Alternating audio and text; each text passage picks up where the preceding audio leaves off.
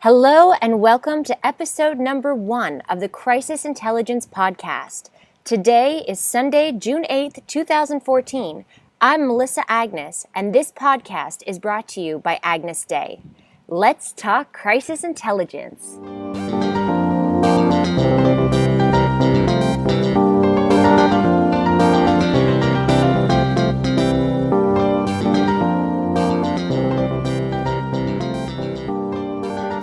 Hey, Chris and Shino, thanks so much for taking the time to chat with me here today. So why don't you introduce yourselves and tell us about what you do? Hi, Melissa. It's a pleasure to be here. My name is Chris Hsiung. I'm a captain with the Mountain View Police Department out here in Silicon Valley, California. My duties officially are managing the patrol division, but also within that we have a social media unit that falls under the Community Action and Information Unit. So social media is a passion of mine as well as this department's. And I will transition it over here to Shino, who runs that portion of our digital media. Thanks, Captain. Hi, Melissa. It's great to be here. My name is Shino Tanaka, and I report into Captain Chris Hsiung here at the Mountain View Police Department. And my title is kind of a long one. I think it's actually one of the longest in this city. So I don't know if that's a good thing or a bad thing, but it's I'm the Public Safety, Social Media, and Community Coordinator for this police department, and I'm also one of the backup public information officers. Wow. Awesome. So, not wow that it's long, just wow that it's awesome. That you guys are just, I've been following you for a little while. I think that we found each other through Twitter, if I'm not mistaken, and just watching what you guys do and communicating a little bit here and there through, email, and you guys are just doing a fantastic job. So tell us a little bit about, because not everybody in the social civil service is actually leveraging social media, using it for crisis communications, using it for crisis preparedness. So tell us a little bit about how you got into that. And I know, Chris, you just said that you're a big advocate for social, but really to bring it into the corporate culture the way that you have. Sure. So a couple of years ago, I rotated into a position which allowed me a little bit of freedom to look at how we were communicating with the public, both through traditional media as well as just our forward-facing efforts. At that time, our prior press information officer was actually leaving the department, so it was an opportune time to look at, how we're approaching it, and then look at what's out there. And so social media 2 years ago was pretty strong, especially in the private sector. And I started to look at what brands and what private sector was doing and saw a direct correlation in how law enforcement and the public sector could benefit. The private sector may use marketing tactics to make sales or get customers, so to speak.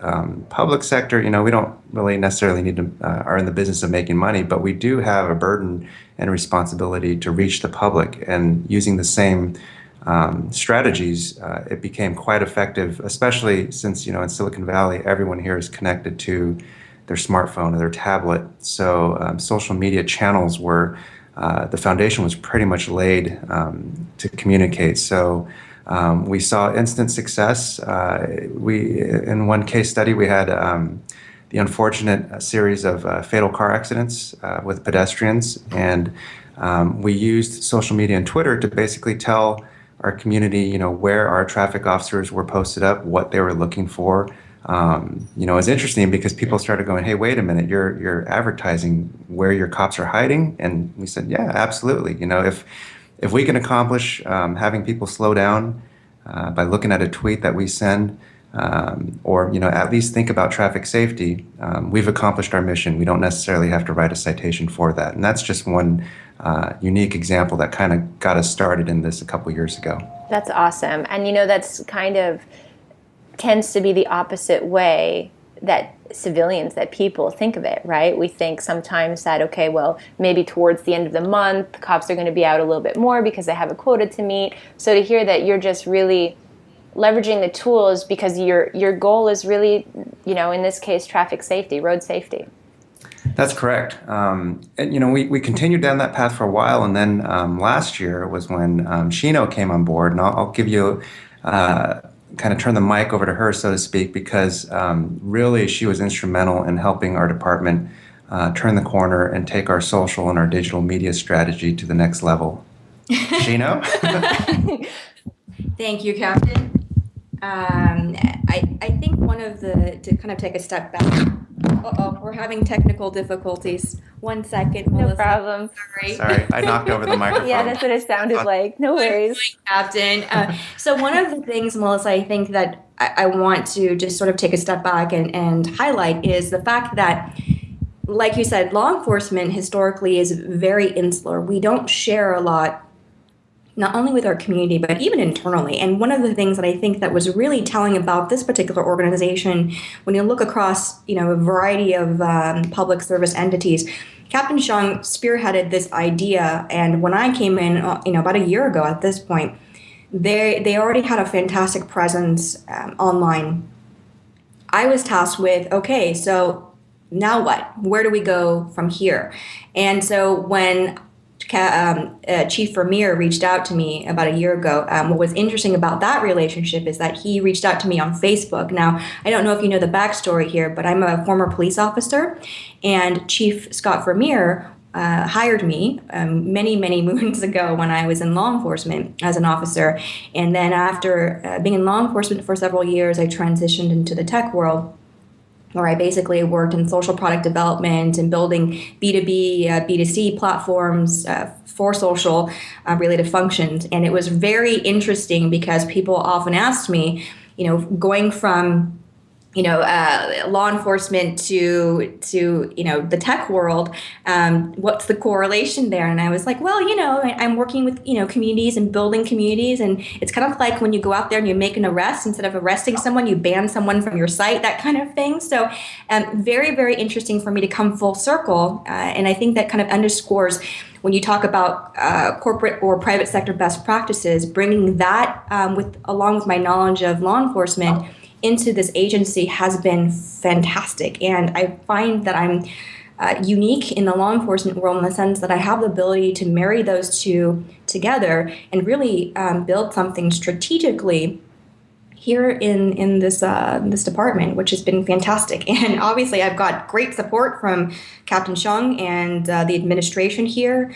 And as you know, though, with a lot of digital media, you really need to have a sort of the group buy-in. And so what I think would be interesting for us to share with you is about how we went down this path of, okay, what's the next step for us, right? And how do we get people culturally in this organization who don't necessarily want to share things, not because they're trying to hide something, but law enforcement, we have to be concerned with operational security, situational awareness, officer safety, that sort of thing. So how do we, keeping in mind all of those very important elements of law enforcement, how do we still communicate with our public? I'm on the edge of my seat. I really want to hear. Well, I think, Captain, I think, you obviously have a huge say in this. We talked about when I first came on, sort of what it looked like 3 months from now, 6 months from now, 9 months from now, what our goals were, and sort of what your overall vision was for where you'd like to see this unit go. Right. So we're totally on uncharted territories. I mean, if you look at some of the studies out there, the IACP, that's the International Association of Chiefs of Police, did a survey, and 96% of law enforcement agencies have a social presence. But I think we weren't content with that here. Having a presence is one thing. Using Facebook, Twitter, or any other digital media channel, just pushing out information one way is basically using that as a fax machine. So our kind of guiding force here was engagement. If you will happen upon any of Mountain View PD's digital channels, you'll notice that if you interact with us, if you ask us a question, if you have a complaint, we're going to write you back. You'll hear back from us. In fact, it's probably Shino who's writing you back. And it's very engaging, and I think that's what sets us apart from a lot of different entities, not just law enforcement, but you take any brand out there. And that's what we have kind of carrying forward. Does that make sense? It makes total sense. You're doing it right. In other words, you're doing it right. No, it's amazing. And so how long? So Shino, you've been in this role for about a year, correct? That's right. And I've been in this role for about a year. Okay, and how long did it take I should say, what was the community's first reaction? Were they kind of like, in your example with the traffic, kind of a little like, hey, whoa, what's this? What's going on here? How come you're doing this? Or was it immediate that this is really cool? And the engagement level, how has it increased? I'll tackle the first question. The community just really bought in. They really enjoyed it. We saw that right away in some public forums where various advocacy groups that would go before council on a contentious issue, and you talk about the traffic accident issue. We were kind of expecting some of these, maybe like the bike advocates would stand up and say, what are the police department doing? We want you to do more things. But actually, one of the comments that came to light was, we really appreciate what the police department's doing. And that was, I would say, attributed to the police department showing through Twitter, through photos, traffic enforcement, showing where we were, what we were enforcing, putting safety messages out. And that really kind of helped aid the perception of really magnified the efforts of what we were doing. And then, you add to that the engagement component of that. When someone calls in and says, we're really upset by the way this officer drove through this intersection, I think the standard response from a police department is either nothing or, okay, well, we'll look into it. But I think what you'll find if Shino writes you back, and Shino, what would you normally say to someone? Thanks, we'll look into it. No, I'm kidding.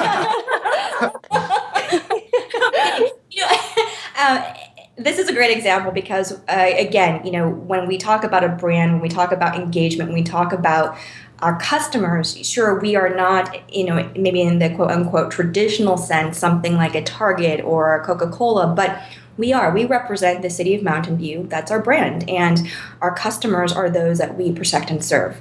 So if you live, work, or otherwise enjoy Mountain View and you have something to say, and, I'm a resident of Mountain View as well. So this city means a lot to me in a multitude of ways. And so when someone complains about something like that or has a concern, we'll reach out to them and say, oh my gosh, we're really sorry that you experienced this. Thank you for telling us, acknowledge and thank, and then say, okay, can you give us a little bit more information about what you actually saw?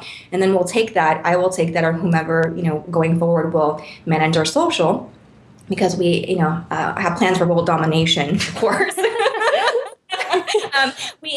We plan to always and consistently, and I think to underscore that word, consistently provide excellent service through follow-up. And it isn't just a matter of, oh, okay, that's nice. Well, then I'll try and narrow it down to, okay, who was it?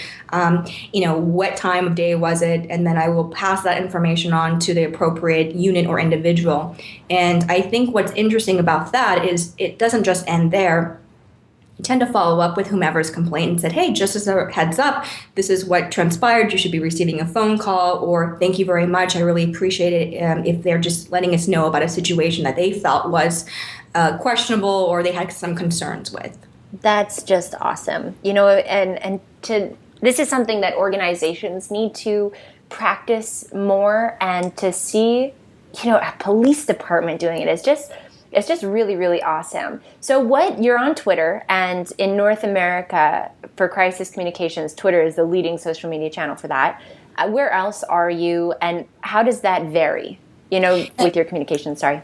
Yeah, no, I'm sorry. That's a really great question, Melissa. And if I could just pause here for a second and give you kind of an overall sort of view of what our unit is trying to achieve. And I think that this will hopefully answer in part your question about what platforms we're on. So, excuse me, one of the things I noticed when I came into this department and law enforcement in general is that you often hear, and I think this also pertains to the public sector, or I'm sorry, the private sector, is we do social, and we call it the we do social myth. Oh yeah, we're on Twitter, or we're on Facebook, or we do social. When you ask the individual or the department, what that means to them, often it's, oh, we have a presence. Well, for us, we don't want to just have a presence. Again, it's about quality in execution, and just an overall strategy of what are we trying to achieve. And I think that unfortunately people still don't either believe or understand that you can have a social presence, a digital media strategy, and have metrics in place to gauge the effectiveness of what it is that you're trying to do.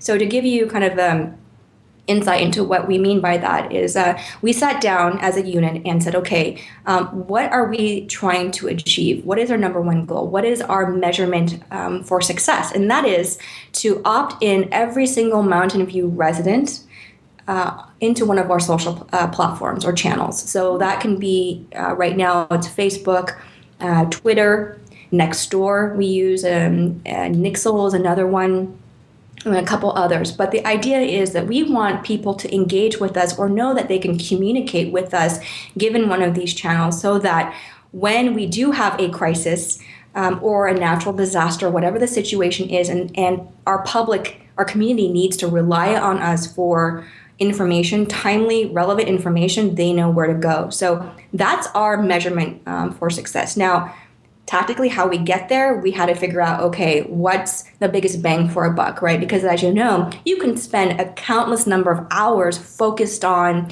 a dozen different platforms. But at the end of the day, if you aren't able to then say, okay, look at all this time and effort we're putting into something, what is the outcome, right? When you talk about return on your investment in something, what is the outcome of that time and energy and effort?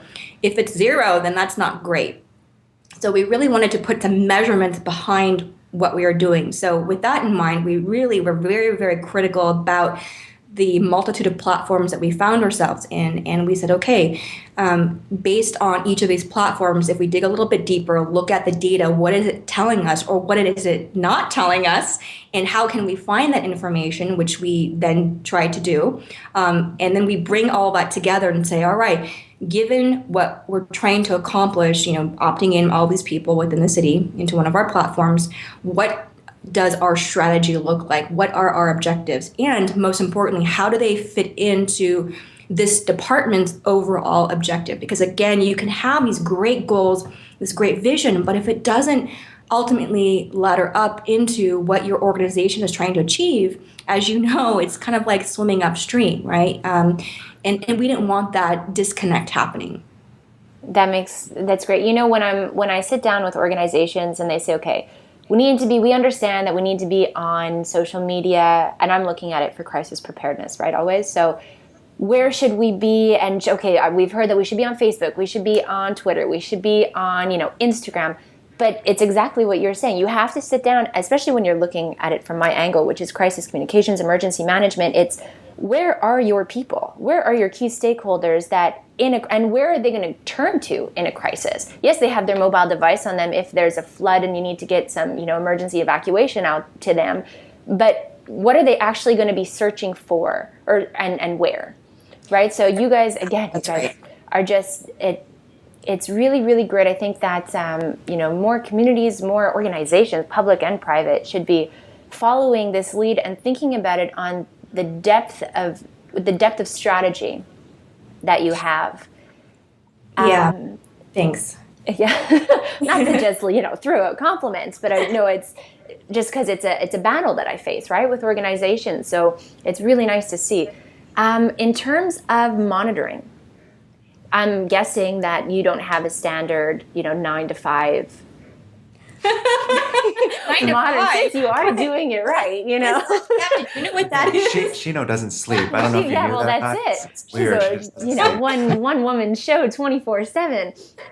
Well, it takes a team, and I think that that's something I really want to underscore. And certainly, you do have your different point people for a variety of things. But as you know, and one of the things we try and really emphasize here as a unit and also as an organization is that you shouldn't have a single point of failure. When we talk about this our plan, our strategy, we always try and talk about the greater organization or the unit as a whole, because when you build something, you want to build something sustainable, whether that's a crisis communication plan, whether that's, a new initiative you're working on. How is this going to scale? How can you sustain it? And so One of the things that people realize, I think, about being in social media or digital media or crisis communication is that it's a living, breathing entity, right? You're dealing with people, and people at any time of day can, have a freak out, a meltdown, you name it, right? And you have to activate your people, your team. And so I think it's really important that as a whole, we not only come up with these crisis communication plans or a social strategy, but we really need to get people within the organization, as well as those that we serve, and law enforcement as a whole, quite frankly, opted in, or to get them to understand what we're trying to accomplish, so that when we do have a crisis, they're not questioning our motives or the way that we're rolling out something. They get it. Excellent. And the response internally, how has it been? Initially, it was, like any law enforcement, public safety, they don't like change. Well, not just law enforcement. That's just okay, pretty much. that's true. That's just, People don't like change. Right. What? You changed my drink, my coffee? Exactly. It doesn't taste the same anymore. But I can't stress enough how much the success of Mountain View PD turned when we did internal training. So, if you imagine in 2012, we're trucking along, things are going great, the community's buying in and they're joining in and really engaging. But to my fault, our department knew we were doing a lot of social media, but they didn't understand why and how we were going about it. So Shino made it a point early on to train all the different work units. So that's all the patrol teams, the detectives, dispatchers, records people, command staff, right? And once you have that top-down understanding, and the chief and the command staff made it clear that we're in this 110%. This isn't just going to be a crisis communications unit that's relegated to the corner office. They physically moved their office into the middle central point where every single officer walks by, because the message there, whether they want to or not, yeah. The message there is social is an integral part of this organization's vision and goals. So when that internal training happened, the department understood why. It really kind of filled in all the blanks and connected all the dots for everybody.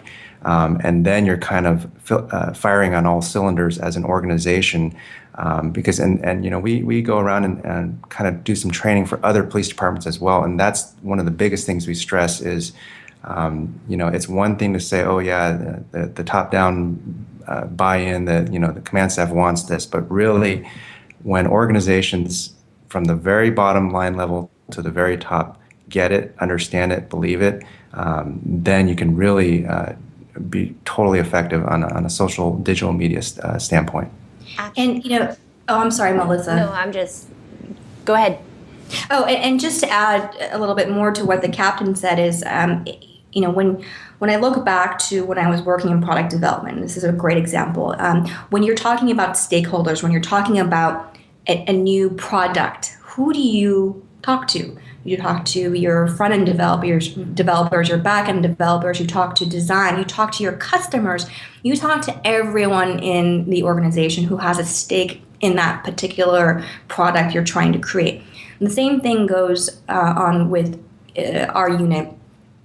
And really, when you think about it, it should happen across the board, right? It isn't just about the people that you're trying to reach. It's about those that, in our situation, that you serve along with day in, day out. They are a community that are equally, if not slightly more important, because they need to understand the variety of different channels and communications and also the method behind the madness, so to speak. Why are you guys doing this? Well, here's why. And we don't, they're always going to be officers first. They're always going to be law enforcement first. That's their primary function. But they know now that when they see me or someone else, from the unit arrive on scene, or they are faced with a situation that could potentially require some social outreach, they know to activate our unit, to activate myself or my colleague, Sergeant Saul Jaeger, who's our public information officer. And that's equally as important as communicating with the public and saying, hey, we've got a perimeter set up. Here's what we're trying to accomplish by having this perimeter. Internal communication is just as important. We found training and understanding. We're not looking to make our police department experts per se, but we, just like anything else, need to provide them with the right level of insight and understanding so that it makes sense to them. And have you experienced, so every police officer individually is different. Some might be on social media, for their own personal use. Some might get it, what you guys are doing more than others. But has there been some that have said, wow, how can I play a role in this? Or how can I, just kind of take an active role beyond their duty? Absolutely. And you're right. We have the whole spectrum of officers who want to have nothing to do with it, but accept it, and all the way to this is really exciting. It's something I really want to help out. An example of that is one of our detectives, Detective Fernando Maldonado, has a passion for the Latin American community here in Mountain View. And looking at the success of the English Facebook page, he basically approached Shino and said, hey, I'd really love to do kind of a Spanish version of that. And out of that came Facebook Espanol. A funny mechanism or a funny example of how Shino really bridged the gap was an old school method of printing out Facebook posts. So our typical post would get a pretty good number of engagement from the community. A large share of it, the comments are going to be positive. And so knowing that not all of the officers read those, she printed it out, used a highlighter pen, got some push pins and put it right in the middle of the hallway in the bulletin board. And it's interesting, it's funny from a management standpoint to look at how effective that was in changing the perception that the officers had of the community. Because up to this point, most officers dealing with bad guys day in and day out, they tend to see, or have a cynical view, or, everyone they're dealing with is a drug dealer. But now they're reading comment upon comment from the community of support and gratitude of what they do every day. And it does have an effect on morale. I can imagine that. And that's really great. That's a great just concept, because social media, first of all, you're dealing with a community in reality. Second of all, social media is about creating that online community. And now you're finding a way to intertwine and bring them in together in the department. Correct. So that's really, really great. Now, I wanted to talk to you guys about, and it's something, Chris, you and I had chatted over email, it's that bank of community trust. Mm-hmm. So when we talked about that a little bit, it's such a great, it's something that I think that organizations, they kind of get as an abstract, idea or concept. But then I know that you guys have been in situations where reality called and you needed to tap into that bank of community trust, where that's part of the preparation strategy, right, for crisis. So correct. You're building that community, you're building the trust, you're building the relationships so that you can tap into that when, situations get a little bit more tough. So can you talk to us a little bit about that? Sure. So, the time to tap into that bank of community trust isn't during the time of crisis.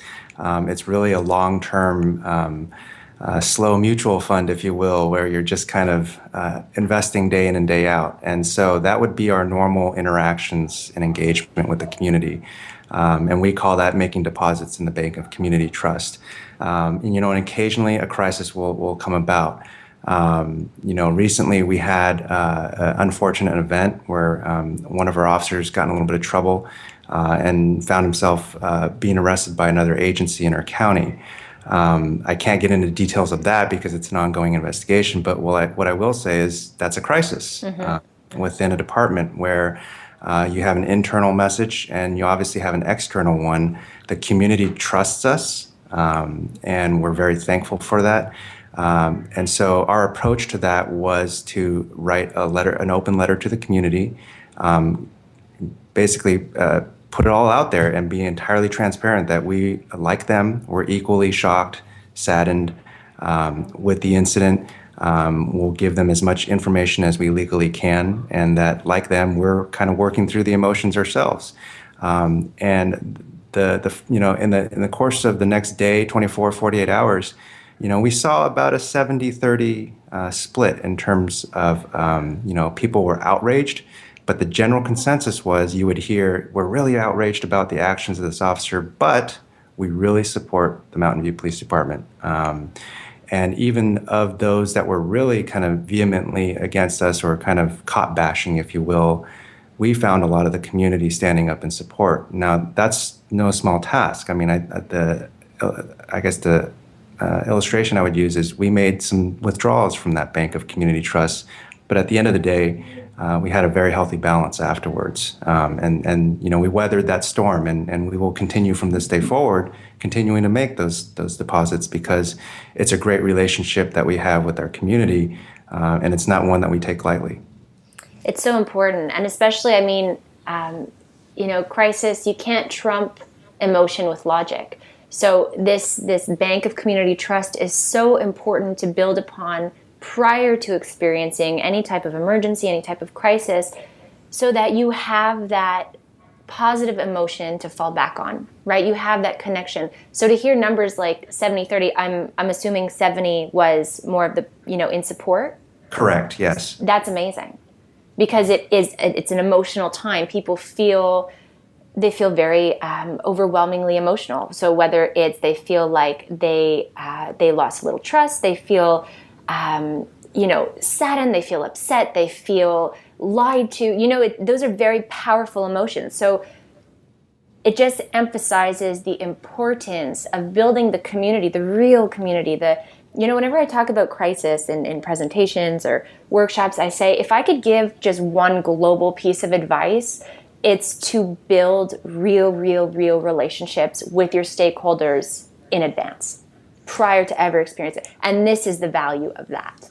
Right. And, your community will repay you when it is needed, in the sense that those advocates, those stakeholders, and sure, it definitely is an investment up front. And we are very fortunate here with the city of Mountain View that they realize that investment is essential to a healthy and strong long-term relationship. And we talk about here, as well as with other folks, about that perfect trifecta. And that is the relationships between law enforcement, you as an individual, and the community in which you live in. And when those three things are, in alignment, so to speak, great things can happen. Anywhere from arrests of a serial burglar to pulling together as a community when you do have a crisis. And I think, as a city, one of the things that I really admire about Mountain View is that the city manager here, Dan Rich, he talks about time and time again the benefit of the doubt, right? You never really fully know a situation, a story. And one of the things that we try and really do in any situation, when people are upset with us, or internally when we are looking at something, is to give people the benefit of the doubt. And that's one of the things that helps guide us through these various conversations that happen socially is, let's not jump to a conclusion. And that's one of the things that we try and also impart upon our various social communities is, yes, you have this perception of law enforcement. We're trying to change that. Here's how, but we need your help. Absolutely. It's another thing of, one of my 10 rules of crisis communications is humanizing, right? Humanize the brand. People don't want to they don't want to communicate with a logo. They want to communicate with the humans behind the brand. And that's exactly what you're doing. You're humanizing the community, your end of it, as well as, the community's end of it. That's exactly right. I mean, the human-to-human interaction, as you often hear about now, is something that isn't new, right? I mean, you and I both know, those, Captain Hsiung knows that interaction is fundamental to the success of anything that you do. And they teach us in B school, they teach us in leadership classes, and it's something that we get, but it's very often very challenging to implement because it requires time and trust. And we are lucky as a unit. I find myself very lucky in all these situations. Go back to the Mountain View Puma incident, right, where we had a mountain lion, of all things, in a very dense residential district of Mountain View. That probably hasn't happened in 20 plus years, an actual mountain lion, all the way to the recent incident with the arrest of one of our officers. It goes back to trust. And people will trust, like you said, Melissa, an individual or individuals versus just that logo, right? It needs to be so much more than that now. And it's exactly what you said. That trust takes time. That's the whole crisis preparedness angle. Tell us about the mountain lion, because I know some people. I know the story because you guys. I was following it as it happened, but I know some listeners probably don't. So, and it's quite a story.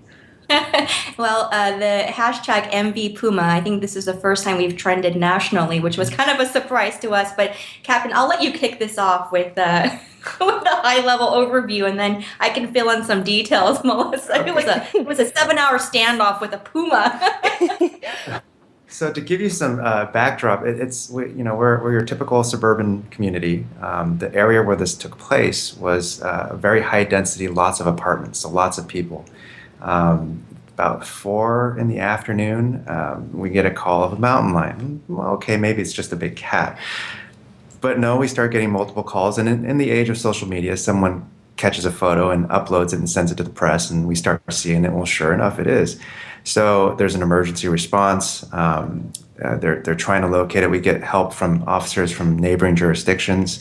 I think an hour or so into it, they actually find out, luck of all luck, it corners itself in a gated garage, and the police supervisor, I thank him to this day, was quick thinking. He cut the chain to the gate and was able to manually close it and lock the puma in. Because to give you some backdrop, there's really not a lot of options when there's a mountain lion running around. We would like to think that a quick tranquilizer shot would put the animal to sleep because that's what we see on TV. Unfortunately, police officers don't carry tranquilizers. And the fish and game people that come to help us, they're usually coming from great distances. So, and even if you were to shoot a mountain lion with a tranquilizer dart, depending on where that dart lands, will tell you whether it falls asleep in 10 minutes or 45 minutes. So, from the public safety standpoint, if this thing's walking down the street and we tranquilize it, we can't take the risk of it running off and then hurting someone while we're still waiting for it to fall asleep. So all of this is going on the street. There's maybe 150 people. Yeah, several hundred people. And they're all tweeting, they're all posting on Instagram. The media is there. It's kind of a frenzy because now we have this puma, and Shino is just doing a phenomenal job keeping the community posted. She's sending out, factual, timely, short messages with graphics, Google Map overlays on where this is. And Shino, I'll turn it over. But Shino, were you on location, or did you have somebody? Melissa, as you and I know, crises happen at all times of the day, and so that's what the public was seeing, was this very sort of hopefully crafted messaging and communication.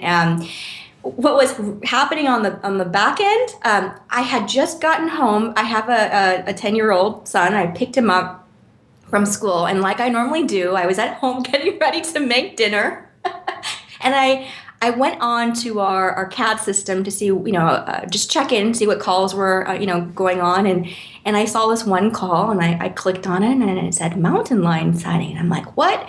So it's something, and this was actually a couple blocks from where I reside here in Mountain View. So I turn on the radio, and I immediately hear the sergeant setting up a perimeter. I'm like, oh, this is not sounding good. And then I start hearing updates come over the radio, and then I'm starting to read the various CAD entries. And at that point, I'm thinking to myself, yeah, it's going to be an order pizza night because there's no way mommy is going to be able to make dinner. So, but I think, though, one of the things I want to call out here in this particular incident, actually a couple things, is probably about 10 minutes into the radio traffic going back and forth, a sergeant who has been with this agency for quite some time, and when we talk about buy-in and the understanding of a crisis, I wasn't at the scene. I was at home taking care of my son, and he gets on the radio and says, you need to activate social media. And that was probably one of the greatest things I've ever heard as far as radio traffic, that and saying, hearing all of your patrol units are safe. But he said, you need to activate social media. And it shows a level of understanding. Absolutely. And it was a phenomenal experience for me personally because, when you talk about time investment, human to human interaction, there's something about reading a memo, but there's also something about taking that memo and putting it into practice by going to your various teams and people within your organization to get them to understand the changes that you're trying to make and why. And when we talk about crisis communication, when we talk about our social or digital media strategy, really what we're looking at fundamentally is the next level of community-oriented policing. We're taking what we implemented back in the 80s and shifting it. We're now going online, and historically, law enforcement is a little bit behind. So we have a great opportunity now, as is evidenced by the Puma situation and the recent arrest of our officer, right? How do we talk to people? How do we take that concept of community-oriented policing and apply it digitally? And it can be done. And through that, listening, to the radio, and for those who are in my position out there in law enforcement, remember your call sign, because I forgot mine. I've had to talk more on the radio in the past month than I ever thought I would ever do working here. But I, got on the radio, I acknowledged the situation, immediately started to help out.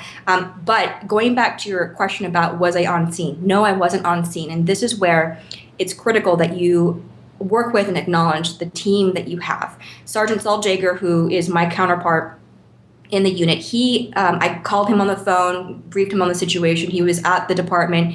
I was at home. He goes out to the command post, and between Captain Hsiung, the sergeant on scene, Sergeant Jaeger, and myself, again, we have to have an open line of communication. And he was relaying information to me because, again, timely and accurate. And I was also listening to the radio. And as you know, when crises happens, you're taking notes, you're trying to build a timeline, you're trying to think, at least, 45, 30 minutes into the future about what if we have to, in this situation, shoot the Puma, right? What will that message look like? And so all these things are taking place while my son's like, I'm hungry. When's food going to come? Those crises, they just have the best, most convenient times for surfacing. They sure do. So I was following the hashtag. I think, Chris, you sent me off a quick email saying, follow this hashtag, right? So right. I'm following the hashtag. And I'd like to jump a little bit to the use of hashtags for crisis communications. So the importance that you've seen in your experience in it, how, lessons maybe you've learned, how you've seen it keep the community together or not. That's a great question, or questions, Melissa. One of the things that is important in crises is the ability to find information quickly. As you know, people don't want to scour the internet or Twitter, for that matter, to try and find what's happening right now. So very early on, when we started to see that, oh, wow, this is actually going to be a Puma standoff, how do we get people within our community to very quickly and easily find what's happening? And that's through a hashtag. On Twitter, it's through a hashtag. So I'm sitting there thinking, okay, what's a quick and easy way to implement a hashtag into this crisis communication plan? Well, it was the Mountain View MV Puma, and I had played around with a couple of ideas. So it's you who started it. Yeah, excellent. Yeah, and I had played around with a couple of other hashtags, but again, when you're working on Twitter especially, you have to be very mindful of the character usage, right? So I'm thinking, okay, what can I effectively put out there that isn't going to take up a lot of space? And, I floated around a couple ideas in my head, and I'm like, oh no, MV Cougar is probably not a good idea.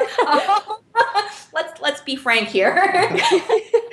But I think MV Puma, okay, we can go with that. And so that's how it started, is really going back to ease of finding and locating timely information. And so it's something that people can follow. It's something that you can, again, because a lot of what we do is about documenting. And from a historical documentation perspective, we can then go back and say, okay, through our debrief, what worked here, what didn't work well. One of the things that worked well for us, fortunately, was using that hashtag to communicate. It's so important in a crisis. And why I said, you created it, was because so too often organizations don't get the importance of utilizing a hashtag for their crisis communications. And so the public Because hashtags are going to, it's like a name for the crisis. Every crisis has a name. Whether you named it or whether the public named it, it has a name.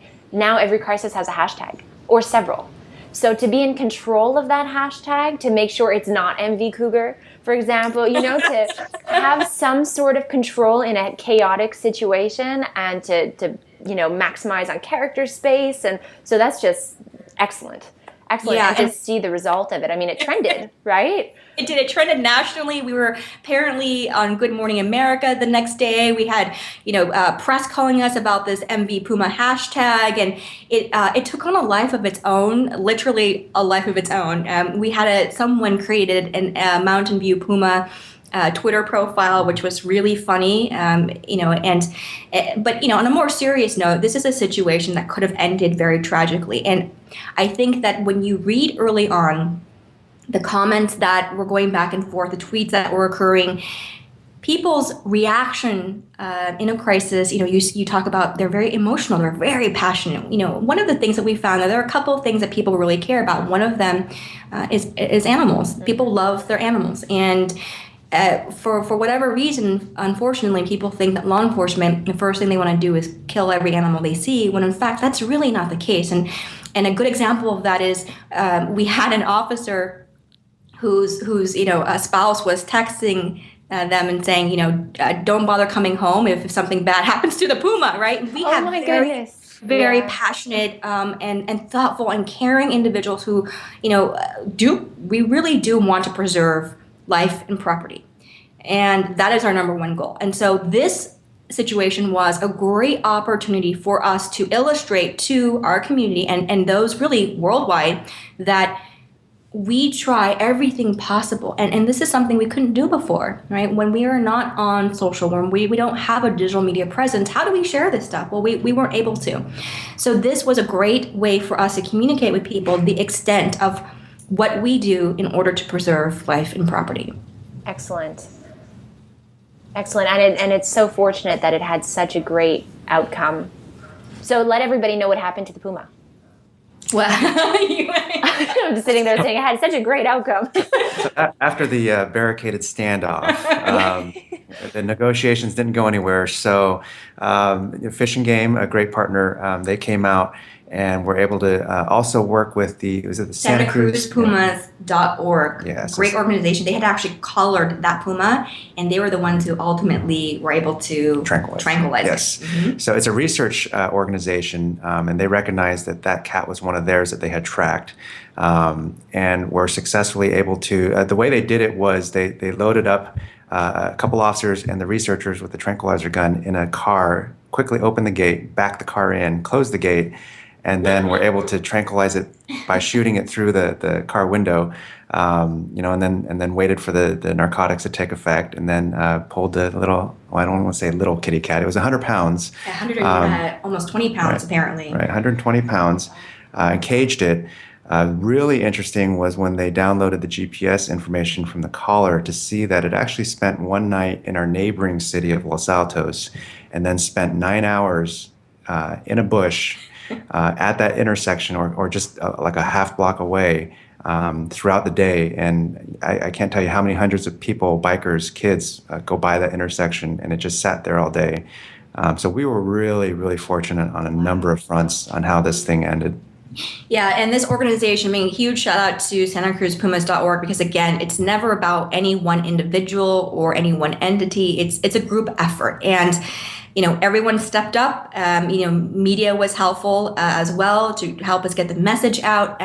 But they were able to capture it, take it, and they released it into an undisclosed location, back into the nature where it belongs, and hopefully he's doing well. Apparently he had just left his mommy and was trying to make a life of his own and chart his own territory, and maybe Silicon Valley. Yeah, Red was apparently in Los Altos, so he came to Mountain View in hopes of maybe creating his own startup in the garage, as someone tweeted. Wow. And I will throw this out. Shino, when she said media, it did remind me that when you have an active social presence during a crisis, it actually tends to decrease the amount of inquiries the media wants to make, like as it's happening, as it's playing out, because they're basically following our Twitter feed and rebroadcasting that. Of course, after the fact, there's going to be the press conferences and follow-up interviews, but during that incident, it's very much of a partnership and can really aid in helping us magnify our voice. And they were retweeting, they used your hashtag as well. Well, your hashtag, the one that MV Puma. Yes, absolutely. And again, we can't do it without the assistance of media, our community, the support of the administration. And really, when it comes together, we have been very fortunate, Melissa, to have situations that ended well. And, again, it goes back to, though, building that trust, building that community, building those relationships, and really extending your hand out to the various communities within your city, so that when it does come down to that time when you need them, they are there for you. Absolutely. It's so important. It's part of that crisis preparedness strategy, and it's what organizations don't really realize is, especially with the old day mentality of, okay, well, we have a crisis plan. We put that together. It's sitting on a book, on a bookshelf somewhere or in a file somewhere, and it's there if we need it. But it goes so much deeper than that, as you're pointing out in your everyday, Puma adventures. Yeah, that's right. And you mentioned sitting in a book. One of the things that we wanted to do with our formal crisis communication plan is to make it very short and sweet. When you're in a crisis, when you're dealing with a situation, there are some very basic elements to that crisis that you have to remember. And we didn't want to create this, this long, huge, this, you shall do this and you shall do that. And so ours is really only like 5 pages in rather large font. Excellent. And I know we're running out of time. I wanted to talk to you guys a little bit about mobile technology, and if you're leveraging that in any way for crisis and emergency management. But if we don't have time, we can always schedule another call maybe. I'm sure people would be very interested in hearing if there's something to talk about there. Yeah, I think that's the mobile front is really interesting, not only just from a communication standpoint, but a usage standpoint. So as you know, a significant number of people utilize their smartphones, not only to access, but also to receive information. We do currently use a platform called Nixle, and that's spelled Nixle. The one downside to this method of communication, however, is that it is like that facsimile. You are only pushing out information. What we really want is that back and forth exchange. Right now, we don't utilize anything that does that, unless you, of course, count Twitter and Facebook, so on and so forth. But really, it goes back to knowing where your people are and the methods that you use to deploy information. Right now, we find that the majority of our people are on Twitter and Facebook and follow our blog, mountainviewpoliceblog.com, which has been a huge way for us to reach the population here in Mountain View.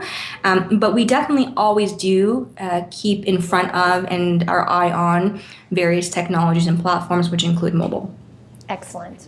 So tell us where people can follow you. Go ahead. She's pointing at me, and I hear her, like, we have a podcast, right? So what parts of the podcast is I always hear Shino kind of plugging the different sites. In my mind, I'm thinking, well, that's the perfect segue for that little soundbite. Well, in here, I'm trying to give let the captain talk a little bit, because I can just talk all day. So people can find us online on a variety of platforms. Of course, there's Twitter, and we are at Mountain View PD. That's at Mountain View PD. They can also find us on Facebook at Mountain View Police Department. Additionally, we have a blog, which I would highly recommend. A lot of great content on there, including our own podcast called the Silicon Valley Beat, which my colleague Sergeant Saul Jaeger and I host. And that is mountainviewpoliceblog.com, all spelled out.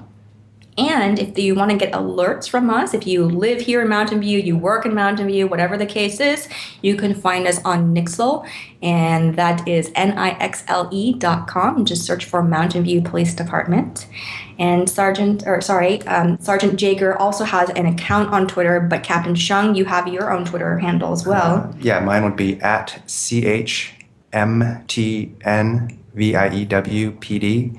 And I don't recall Sergeant Jaeger's offhand. I don't either, but you can find all the information on our blog at Mountain View. Excellent. I'm so excited to hear that you have a podcast. I'm going to go subscribe. It's definitely not the level at which you have your podcast. We just started ours, Melissa. But as you know, again, we're trying to think of ways that we can reach our community. And we have, surprisingly, I mean, this was a lot for us, a couple of hundred subscribers each month. And we've had it for a couple months now. And people seem to really enjoy it, you know, whether they're walking their dog or commuting, they're listening to us and getting a lot of information about what the police department does. That's just awesome. I'm going to go subscribe right away. Sweet. Woo. Chris, Shino, honestly, it's been such a pleasure. And, you know, you just said something, Shino. You said that you're, now I'm going to paraphrase because it's escaped my mind, but you said that, you know, ways to have fun with it. And that's what you're doing. And that's what organizations, you know, I mean, okay, I'm biased. I'm a crisis management professional, and I love what I do, and I love to help, you know, what I call smart organizations really just empower themselves the way that you guys have. And that's the key, is that when you do it and when you do it right and when you're able to handle, you know, maybe not a crisis, but an issue and turn it into a positive PR opportunity for you, it's fun. You know, when you get it, and it's about having fun with your stakeholders, your community, and just making it so that, like you've been saying, in times of need, you have a way to continue to build that relationship. That's exactly right. And with a lot of passion, there is a lot of fun. But again, it just goes back to having a great team, having the support of the people around you. That makes it even better. Absolutely. Thank you so much to the both of you for taking the time to chat with me today. Thank you, Melissa. Thanks, Melissa. Our pleasure. Take care.